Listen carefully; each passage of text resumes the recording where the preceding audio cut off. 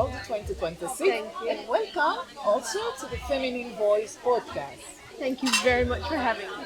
Yes, I have to say that your speech on the panel today was inspiring, Thank you. at least for me, and I'm pretty sure for many other women out there, because I mean, as a CEO of Sigma, because this is what you're doing, as a CEO of Sigma, you are the type of leader, women in leadership that people like me look up to. Because I know Sigma.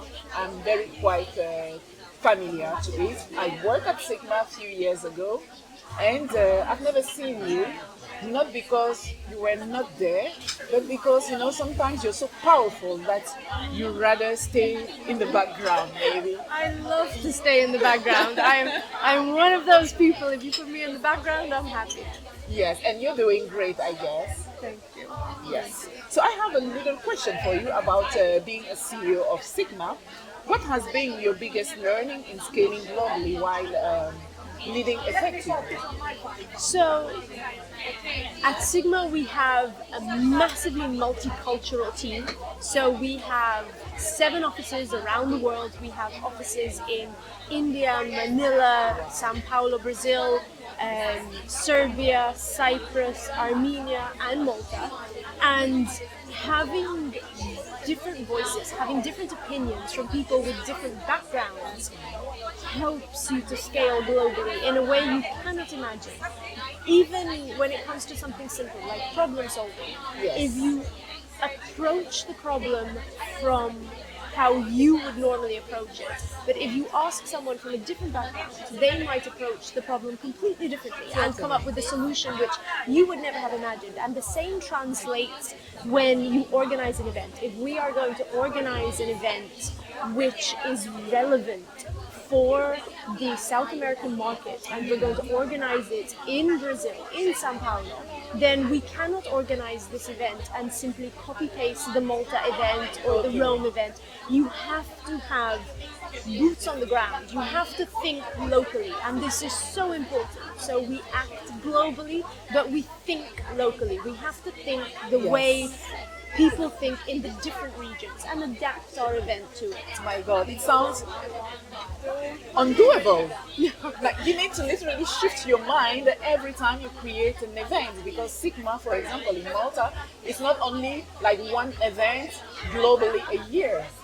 You have multiple events happening in different places. We have 8 events, my events a God. year. But it's fascinating because you learn how different cultures think, and you learn how different regions approach the topic of gambling and technology and even affiliate marketing. And it's so interesting working in different countries. I love the passion you're projecting when you talk about your job, and it's just amazing. I love it. I can just listen to you talking because you're so passionate, and that's beautiful. I think we should be passionate about what we do in life, because this is what serves the purpose. I agree. I think that your work takes up 35% of your life minimum. Yes. If you work the way we do, it takes up more than 35%. And you cannot do something you don't enjoy. It's not possible. You have to do something you love. And if you love it, then it's not work. Yeah, I fully agree with you on that point. And I have another question for you. How can women confidentially take up space in traditionally male-dominated industry, which it's your case somehow now? With self-belief and refusing to be scared of not being heard. And this is something that my father taught me. Let's say you're afraid to ask a question. Yes. What is the worst thing that could happen? What is the worst thing? They don't answer you, or they laugh at you, or they tell you to be quiet. So what? So ask the question. It's so important to ask the question. Be curious. Believe that your question is valid. And I think that this is something so important, and it means that, and it's not simply women, it's relevant to women very much so, but anyone who feels part of a minority, anyone who feels that they do not belong, don't listen.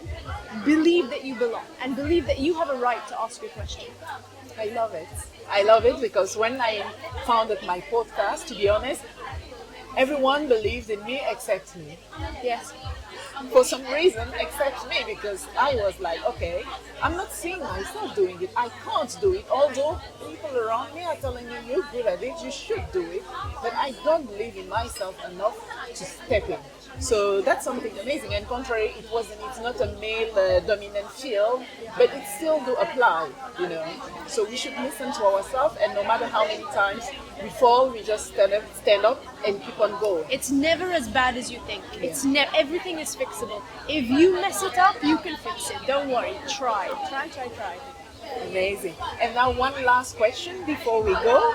About the conference, what leadership message are you most excited to share? I mean, you already shared because you just came from the panel.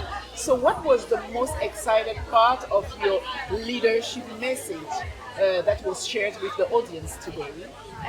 Probably my closing statement, which was, do not be afraid to fail. Everybody is so scared to make a mistake, which means they don't even try.